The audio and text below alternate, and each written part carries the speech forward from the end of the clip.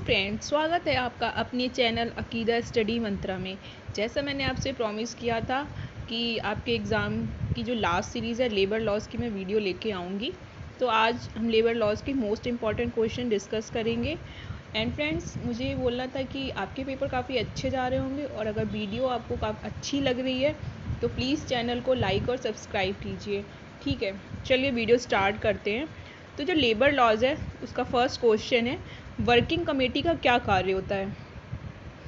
जो labour laws है इसमें दो एक्ट हैं, एक तो इंडियन डिस्प्यूट एक्ट 1947 है और दूसरा है trade union 1926।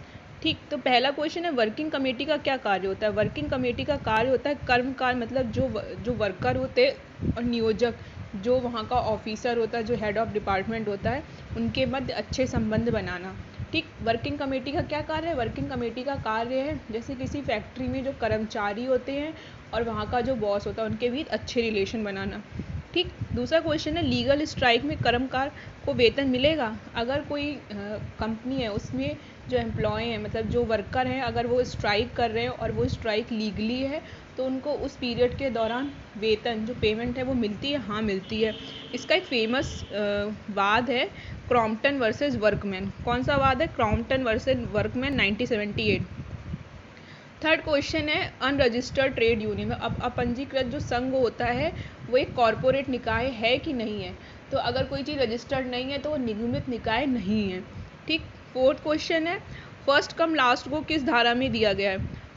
First come last को दिया गया है धारा 25G में, ट्रेड डिस्प्यूट एक्ट 1947 की धारा 25G में दिया गया। किस में दिया गया? धारा 25G में। ठीक, पहले आओ लास्ट में जाओ। ये किस में दिया गया है? धारा 25G में दिया गया, रट लीजिएगा आप इसको। छटनी का सिद्धांत, छटनी को इंग्लिश में रिट्रेंचमेंट भी कहते हैं। यह किस पर आधारित है? यह आधारित है फर्स्ट कम लास्ट को। और आपको एक बात बतानी है, जो छटनी होती है वो कैसी प्रोसेस है, विधिक प्रोसेस है कि नहीं, मतलब ये एक विधिक प्रक्रिया के अंतर्गत आता है। ठीक, प्रसिद्ध वाद मतलब एक फेमस केस था छटनी के लिए, वो था रंगराजन वर्सेस तमिलनाडु। कौन सा केस था? रंगराजन वर्सेस तमिलनाडु।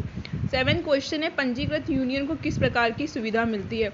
अगर कोई कंपनी रजिस्टर्ड है तो उसको सिविल और जुडिशियल, सिविल और क्रिमिनल दोनों प्रकार की लाइबिलिटी इम्यूनिटीज़ मिलेंगी। ठीक, 8 क्वेश्चन है अगर आपकी कंपनी रजिस्टर्ड है तो उसको क्या लाभ मिलते हैं। तो उसको लाभ मिलते हैं, पहला लाभ होता है वो निगमित निकाय होता है, उसमें उत्तराधिकारी का वो होता है, और तीसरा होता है वो स्थायी और चल संपत्ति पर कब्जा कर सकता है। ठीक, अब 9th केस है मेडिकल प्रतिनिधि कर्मकार नहीं है। इसके लिए फेमस वाद या केस कौन था? जो मेडिकल रिप्रेजेंटेटिव है ये वर्किंग मैन है कि नहीं, इसके लिए फेमस बात था डायन, डायने से आप डायन याद कर लो, versus Kerala state. 10th question है रजिस्ट्रार जो किस धारा के अंतर्गत आता है। यह आता है धारा 3 ट्रेड यूनियन एक्ट 1926 के अंतर्गत आता है। क्वेश्चन नंबर 11 है section 11 of trade union act 1926 क्या है। सेक्शन जो ट्रेड यूनियन एक्ट है वो 1926 है। इसका जो सेक्शन 11 है इसमें दिया गया है कि रजिस्ट्रार जो है अगर आपकी कंपनी को रजिस्टर करने से मना करता है, पंजीकृत करने से मना करता है, तो जो वादी है, मतलब जिसको ये नुकसान हुआ है, वो क्या ला सकता है? वो वाद ला सकता है। तो ये किस में दिया है? सेक्शन 11 में दिया है। छटनी किस में दी है? 25G में दी है। जबरन छुट्टी क्या है? जबरन छुट्टी अगर किसी को ज़बरदस्ती छुट्टी दी जाती है ऑफिस से, तो ये छुट्टी किस टाइम पीरियड के लिए हो सकती है? एक दिन से कम, या एनी टाइम पीरियड के लिए। ठीक, क्वेश्चन नंबर 13 है ट्रेड यूनियन एक्ट 1926 में न्यूनतम सदस्य संख्या क्या है।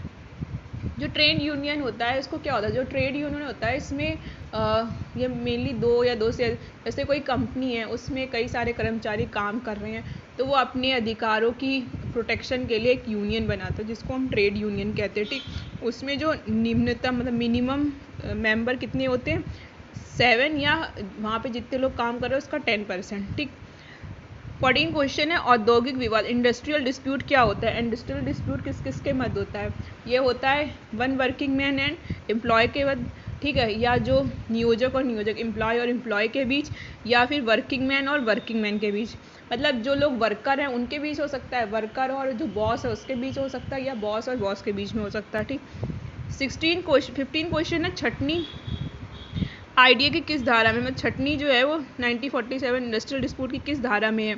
तो जो छटनी है वो धारा आप ऐसे याद, जिसमें डबल ओ आएगा वो छटनी से रिलेटेड धारा होगी, तो सेक्शन 200, सेक्शन 200। ठीक। 18 क्वेश्चन, अपीली न्यायालय अधिकार क्या है? जैसे कि इंडस्ट्रियल डिस्प्यूट एक्ट 1947 है, इसमें जब किसी कर्मकार, जैसे कोई इंडस्ट्रियल डिस्प्यूट हुआ, कोई विवाद हुआ, उसको वहाँ से कोई भी अच्छा रिजल्ट नहीं मिल रहा है, तो इसके लिए एक अपीली न्यायालय अधिकार होता है।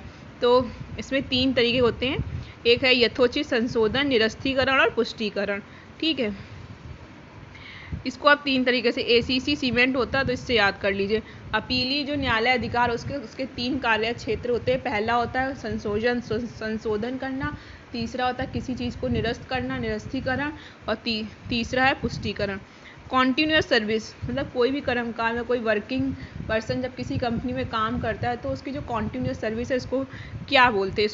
इसको इंडस्ट्रियल डिस्प्यूट एक्ट में परिभाषित किया गया है। ठीक।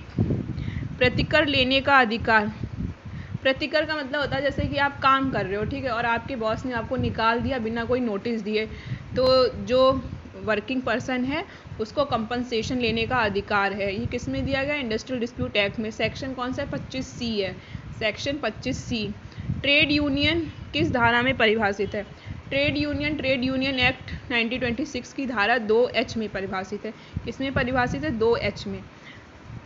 जबरन छुट्टी, जो जबरन छुट्टी है वो क्या है? जबरन छुट्टी जो होती है वो ट्रेड यूनियन एक्ट की धारा 2 के। ठीक। पहला जो है ट्रेड यूनियन किस धारा में है? ट्रेड यूनियन है धारा 2H में है। ठीक। जबरन छुट्टी किस में है? जबरन छुट्टी trade dispute act, industrial dispute act 1947, नहीं, हाँ, इंडस्ट्रियल डिस्प्यूट एक्ट 1947 में सेक्शन 2 के में है। सुरक्षित कर्मकार किस अधिनियम के अंतर्गत आते हैं? प्रोटेक्शन कर्मकार, जो मतलब वर्किंग मैन होते हैं, वो इंडस्ट्रियल डिस्प्यूट के अंतर्गत आते हैं। अगर इंडस्ट्रियल डिस्प्यूट एक्ट में अगर पार्टियों के बीच कोई डिस्प्यूट हो गया तो उसको सुलझाने के लिए कौन कौन से मोड ऑफ सेटलमेंट होते हैं? तो पहला होता है समझौता बोर्ड, इसको कॉन्सिलेशन बोर्ड बोलते हैं, समझौता अधिकारी, कॉन्सिलेशन ऑफिसर, और तीसरा होता है लेबर कोर्ट। ओके फ्रेंड्स, तो फ्रेंड्स ये आज के मोस्ट इंपॉर्टेंट क्वेश्चन थे। सारे ही क्वेश्चन एग्जाम में पूछे गए हैं, आप इनको अच्छे से लर्न कर लीजिएगा, और अगर कोई डाउट हो तो कमेंट सेक्शन में कमेंट करेगा। चलिए, best of luck for our exam. जय हिंद, जय भारत।